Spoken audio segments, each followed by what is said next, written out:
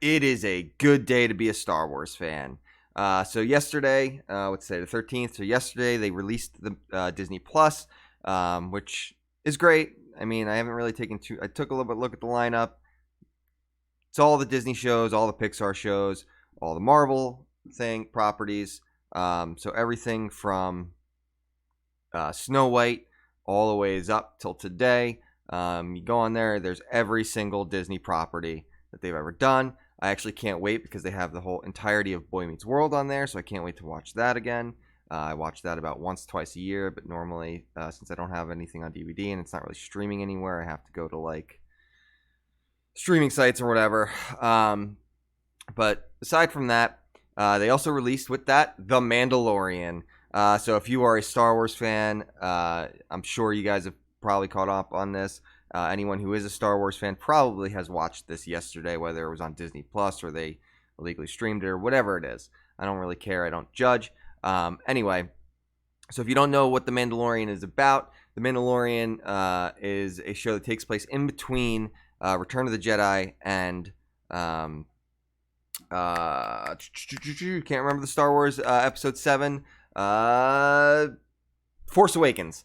Okay, so for some reason I couldn't remember that. I can never remember the title of that one. So this takes place in between what the Empire's fall and the First Order's rise, and it follows a lone Mandalorian.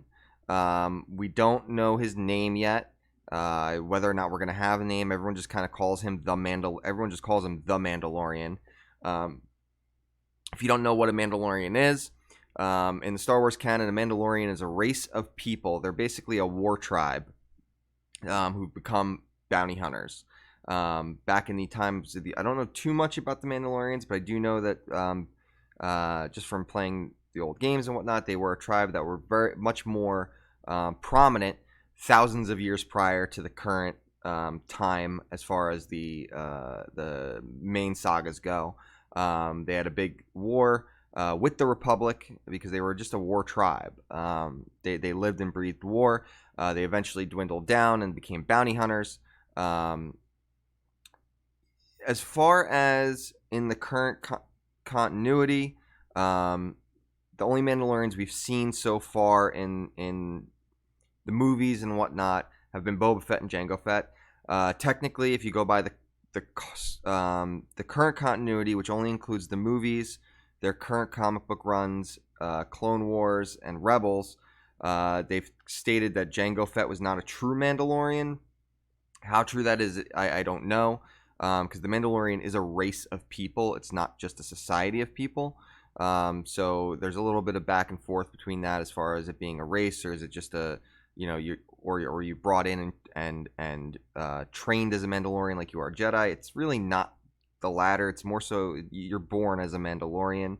They give Boba Fett a lot of flack because he was not raised in the Mandalorian tribe. But as far as I know, and I don't know too much about the Mandalorians, I do know that there was the Mandalorian Wars thousands of years prior, where they went up against the Republic. They were basically trying to stop them from taking over stuff and warring with people. And there was a point where there's the Mandalorian Wars thousands of years prior to the current trilogies. From what I understand, or from what I know, there's not really many Mandalorians out there right now. That's why we only really see Boba Fett and Jango Fett. So to me, I consider Boba Fett and Jango a Mandalorian until I start looking into it more and finding out what they've done with the canon, because I know they've changed everything. So as far as the canon now, it only consists of the movies, the current comic book runs, and Clone Wars and Rebels. And in Clone Wars, I believe they said that Jango Fett was not a actual Mandalorian. I believe Lucas has said that no, he was, and so was Boba Fett. So there's a little bit of controversy, a little bit of conflicting information. So it really comes down to if you accept the original canon as far as the all the extended universe, or if you just accept the new Disney canon, where they've gotten rid of all the extended universe. I like to go by the original canon. and as far as the original canon's concerned, I believe they are actually Mandalorians. But besides the point, we follow a sole Mandalorian. We don't have his name, like I said, or if I did or did not say it, I don't remember.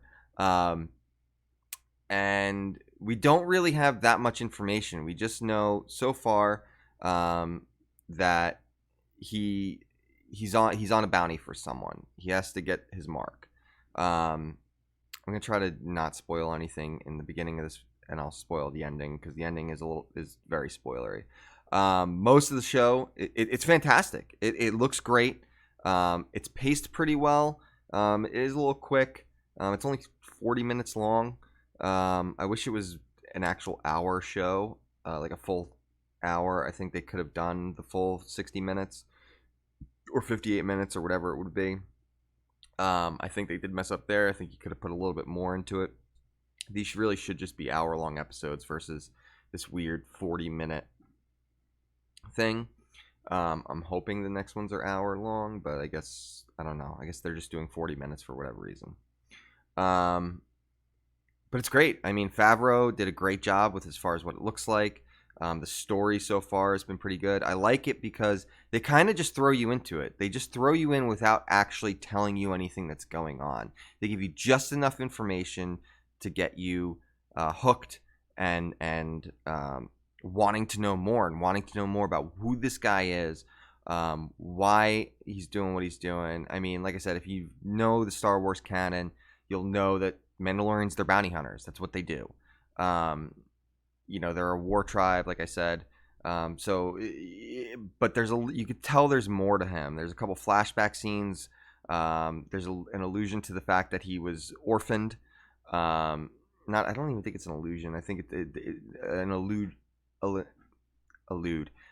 not an illusion. They allude to the fact that he was an orphan. But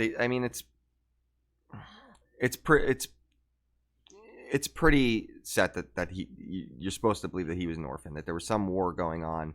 He got orphaned. And I'm not sure whether or not he actually got taken in by the Mandalorians or whether or not he himself is a legitimate Mandalorian. I'm assuming that he is. So far, there's nothing to say that it wasn't. It seems like he was just young while whatever war or whatever was going on, and he got orphaned because of that. Because like I said, the Mandalorians, there's not many. There shouldn't, as far as I know, there's not many of them out. They're very kind of scattered, small, very small tribes, possibly only one tribe. They do a lot of cool things in here. There's just little bits here and there of fan service. They talk about Life Day, which was kind of funny. It was a bring up. The first character that you see him getting his mark on is an alien who's actually played by Horatio Sands. And Horatio Sands just makes this comment of like, "Oh, I was really hoping to get home to my family for Life Day," which we all know Favreau is a huge fan of the Christmas special and Life Day. Maybe we'll get a new Christmas special. That would be fantastic if he does it. Especially since what he's done today and now with the Mandalorian, it's just great. So there are a bunch of awesome little tidbits there within it. There's nice little things where he's trying to get paid for all the bounties, and he hand the Carl Weathers character, who's I guess the head of their guild, hands him tries to hand him Imperial credits. And since this is after the Empire, he just goes, "Hey, whoa. Those are Imperial credits. I don't." He's like, "Well, it's money. You can still spend it." He goes, "No." And he gives them, whatever, the new currency. Which I like that because it gives a little bit of, oh, yeah, the Empire has fallen. And, they're not going to be able, those credits are worthless at this point. So that was kind of nice. So we have to assume that this is probably not too far after the Empire has fallen. My assumption is that it's probably only like 6 months, a year out, where the value of that currency is starting to go down, or it's not being able to be used as much. It was a cool little tidbit. The one scene that I thought was kind of pointless. There's a whole scene where he's learning to ride this thing, which was kind of just okay. Like it was this weird like montagey thing of him trying to learn how to ride this thing, and I was like, all right, well, we didn't really need that. That was kind of just a little bit of a waste of time. Um, but aside from that, I mean, it very much intrigues me. I mean, it does kind of look like a TV show, but it looks so well done. The practical effects are amazing. Some of the CGI was a little weird. Just when he's riding this one animal, the one animal that he had to learn to ride, you could tell it's CGI. But aside from that, because it looks just a little weird while it's walking, you see him from behind and it's walking. It's weird. There's a bunch of different cameos. Like I said, Horatio Sands, Nick Nolte's in it.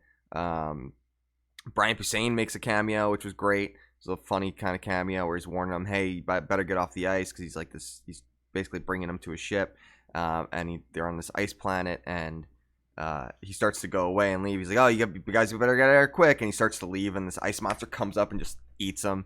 It was great, but yeah, it was fantastic. Now for spoilers, if you haven't watched it, one, what's wrong with you? Two, I'm going to be spoiling the ending because I do want to talk about the ending. The ending of this first episode, you don't know who his mark is throughout the entire show, throughout the entire episode. He winds up getting to basically what it looks like is just like either a gang or a mercenary compound. He winds up having to fight through all these mercenaries to get to his mark. He runs into this other droid, I think it's IG-11, who winds up. He goes, all right, well, we'll split the mark. We'll split the bounty. It's no problem. And they wind up fighting through these guys. The droid was fantastic. I actually loved their dynamic. I kind of wish the droid would have been in it more. I kind of liked the dynamic between the droid and the Mandalorian. I really wish they would just give him a name instead of calling him the Mandalorian. But they get to the mark, and so the mark, they just give them, all he has is an age and a tracker as to where he is. They don't have a name. They don't have anything. No information. No what this looks like. They just tell him he's 50. They say it's 50 years old. So they get to the mark. It's in this pod thing. The pod opens up, and it's a child. It's a baby. And they're like, oh, I thought it was 50 years old. And the droid just goes, well, I guess the age is differently. And they pan over to the baby, and it's a Yoda race. Which, as far as I know, that's what they call them. They just call them Yoda race. The Yoda race. We've only ever seen two Yodas as far as in the movies, cartoons, and whatnot. Yoda and Yiddle, I think Yidril or something. I forget what the other one is. It's a female Yoda. She's on. I believe she winds up being on the council. But if you don't know, Yoda is not the only one of his race. There are more of them, or there were more of them back in the Old Republic. I believe they're another race that kind of dies down, and Yoda's one of the last ones, or might have been the last one of his race. Obviously, he's not at this point. So it'll be interesting. I'm kind of, because they're setting it up for this. Because basically what happens is the IG droid's like, all right, well, let's kill the thing and bring it back. And he's like, no, wait, hold on. We can bring it back alive. They said we can bring the thing back alive. We'll just bring it back alive and get the full bounty instead of getting half the bounty, because that was the deal. If they brought him back dead, he would get half the bounty, half the price. But if he brought it back alive, he would get the full bounty. And the bounty that he was getting, he wasn't getting money. He was actually getting these metal bars, which I forget the name of it, but it's basically the metal that Mandalorians make their armor out of. It's just ridiculous. Then they gave him one. They had this cool scene where this Mandalorian, female Mandalorian, winds up blacksmithing him a part of his armor, a shoulder piece. And I guess the idea is when he gets more bars, he'll get the full actual Mandalorian armor. Because right now he just has the helmet, which is made out of this metal, and he has one shoulder piece. The rest of it is just standard armor. It's not Mandalorian armor. Or so, I guess, so we're to believe, realistically. So basically he kills IG-11, and then there's just a scene of him standing there looking over at the baby. So we're kind of setting this up to be like, there may be more depth. He may not just be this part of this warrior race. He may have different feelings than the rest, because, like I said, the Mandalorians are a pretty violent. They love war. They're brutes. Even in the Old Republic games and whatnot, you look at the Mandalorian race when you pick them, and they're just big, muscular. They're brutish, beings. They live and die for war and combat. So it'll be interesting to see what they do with this, as far almost like almost kind of like a was it Leon the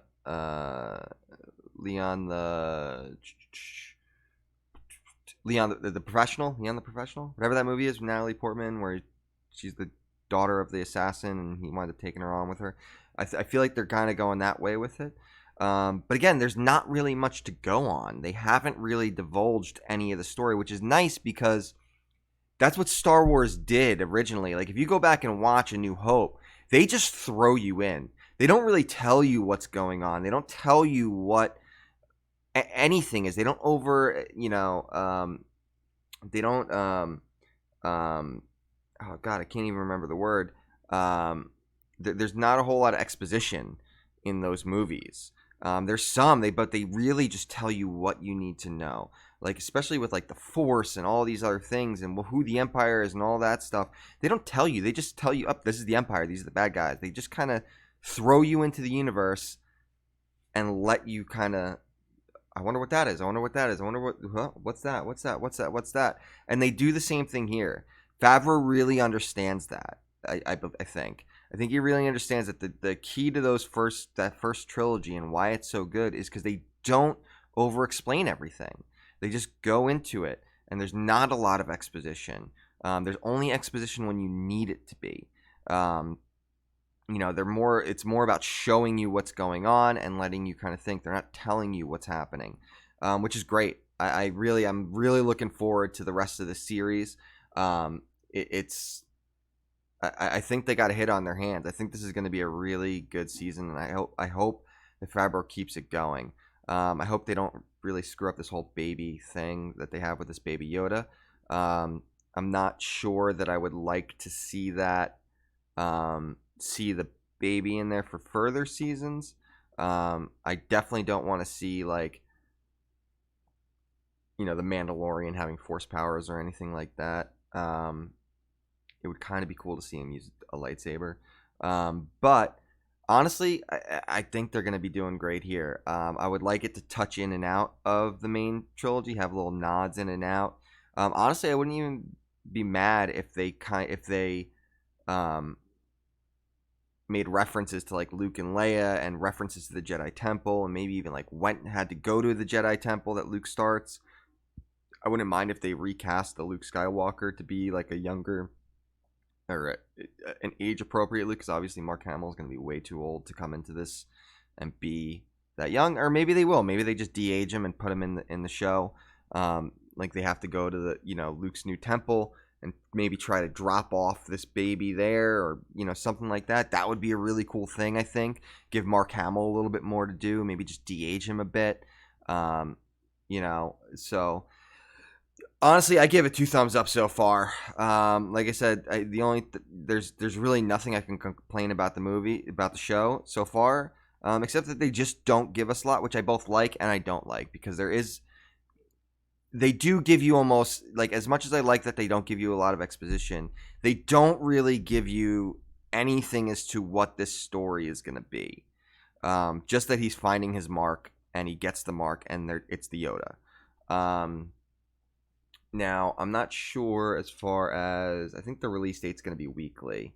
Let me just double check on that. I'm going to see right now. Episodes. Yeah, so it's going to be a weekly episode. So it's going to be, let's see. Episode 2's coming. No, it's not even weekly. It's coming out every few days, actually. It looks like, for the beginning, because we have the 12th. Next episode's coming out on the 15th. So it's 3 days. So it's tomorrow, Friday. And then from there, it looks like it's going weekly. So we're getting 2 episodes this week, and then from there it's going to be a weekly episode. There's only 8 episodes. I definitely, so far, if they keep it going the way they are, I want them to do multiple seasons of this. I would love to see other characters from the universe come in. I would love to see, him taking on maybe some new Jedi. I think it would be just a really great show so far. Again, I'll keep doing this as a reoccurring thing, just a review on each episode. I